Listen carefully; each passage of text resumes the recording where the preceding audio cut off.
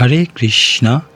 আমরা সবাই জীবনে কাউকে না কাউকে অন্ধভাবে বিশ্বাস করি, ভাবি এই মানুষটা কখনো আমাকে কষ্ট দেবে না, কিন্তু সময় গেলে বুঝি সবচেয়ে বেশি আঘাতটা আসে সেই মানুষটার কাছ থেকেই, যাকে নিজের সব কথা বলেছিলে আজ সেই দুর্বলতা নিয়ে হাসে, যাকে ভরসা করেছিলে আজ সেই ভরসা ভেঙে চলে যায়।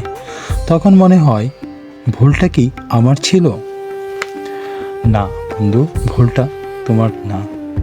ভুল ছিল ভুল মানুষকে বিশ্বাস করা।